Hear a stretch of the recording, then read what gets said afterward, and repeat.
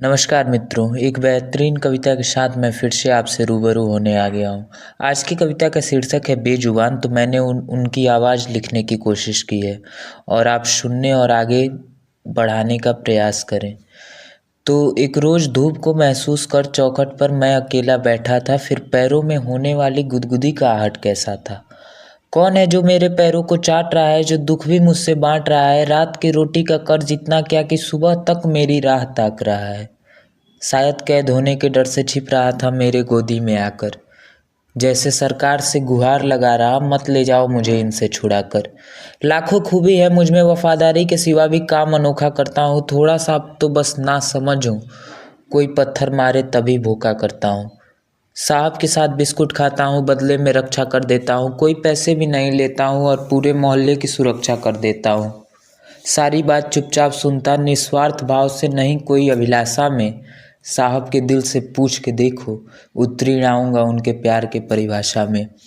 धोखा तो नहीं समझता, पर ऐसे खिलाए मालिक की रोटी का कर्ज चुकाता हूँ कि अगर एक बार कोई खाना दे दे तो ज़िंदगी भर उसके पीछे दुम हिलाता हूँ। लेकिन शायद इन लोगों को समझदारी से एहसान चुकाने आता है, जहाँ हमको नीचे दिखाने खातिर कुत्तों को गाली की तरह बोला जाता है। ये सारे जुल्म स्वीकार मुझे, मैं सह जाता हूँ इनके ईंटे पत्थर, लेकिन मेरे कैद होने का फरमान जारी होता है, लग जाए किसी को दांत अगर। सारे सिस्टम को साफ दिखाने खातिर गलती हम पर थोपा जाता है, फिर इन इंसानों को मूर्ख बनाकर सारे मुद्दों से दूर हटाकर सदन में कुत्तों पर भोंका जाता है। ये सजा है वफादारी का, और इसीलिए मिलता हमें सुकून नहीं, क्योंकि बेजुबान है हम, तुम्हारी तरह कोर्ट और कानून नहीं।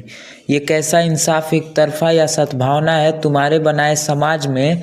कहाँ लिखा है मारना प्राणियों को, गीता के पन्ने में या कुरान के अल्फाज में। बड़ी साफ छवि तुम्हारी, क्योंकि मुझ पे जुल्म हमेशा करते हो, और भगवान माफ़ करेंगे तुमको जिनकी रोज़ तुम पूजा करते हो। ये रोटी नहीं घाव देता है, ये खुद अंदर से खोखला बिखरा है, और सच कहूँ तो हम इंसान पे नहीं, इंसान ही हम पे खतरा है। हम मुझको नहीं पता है मारेंगे डंडे से मुझको खाना लेने पे। ये कागज़ के नोट का इल्म नहीं है कि मिलता है खाना नोट को देने पे। फिर ये धारणा कैसी कि सत्य मनुष्यों में रचा बसा है। फिर कौन है दयालु जिसके अंदर इंसानियत अभी बचा है। शायद बिकने वालों ने ही तो इन नोटों को बनाया होगा, फिर खरीदने वालों ने हमको भोजन खातिर तरसाया होगा। लेकिन एक सवाल है जो मन को अंदर से कब से खा रहा है, क्या इंसान रचयिता है सृष्टि का, जो नियम अपने बना रहा है। ये चाहे तो खुश रखे, नहीं तो प्रकृति पल में ध्वस्त भी कर सकता है। आधुनिकता है इसके पास, पल में वनों को नष्ट भी कर सकता है। अब दो उत्तर पहले इन प्राणियों को, गलती क्या है, रह लोगे क्या इनके बिन, जो इतनी गति से प्रहार कर रहे हो इनके घर पर तुम प्रतिदिन। क्या गुरूर है तुम में या शक्ति है अभिमान में मदहोश रहे, हर बार क्यों आंखों में आंसू लिए भरकर यही हमेशा खामोश रहे।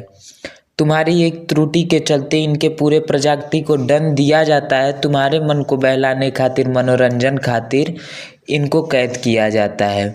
ये कामयाबी है तुम्हारी या मनुष्य बुद्धि से पिछड़ा है, कि आज़ादी का अधिकार तुम्हें है और इनकी स्वतंत्रता पिछड़ा है।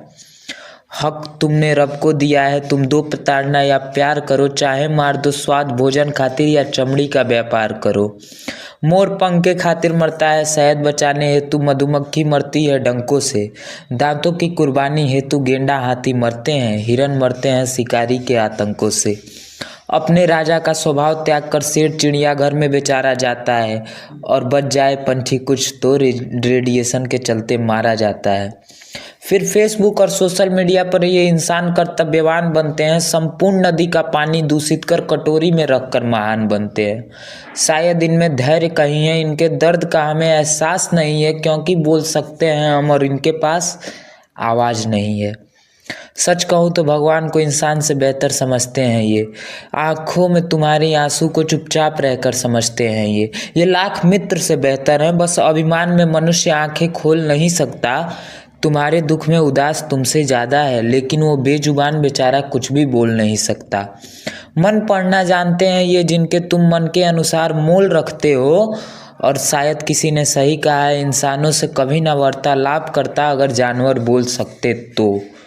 ना कोई प्रभु मुझ में है यहाँ, ना मेरा इनसे कोई खून का नाता है, बस मेरे अंदर शायद प्रेम है थोड़ा, मुझे इन्हें समझने आता है। धन्यवाद साय।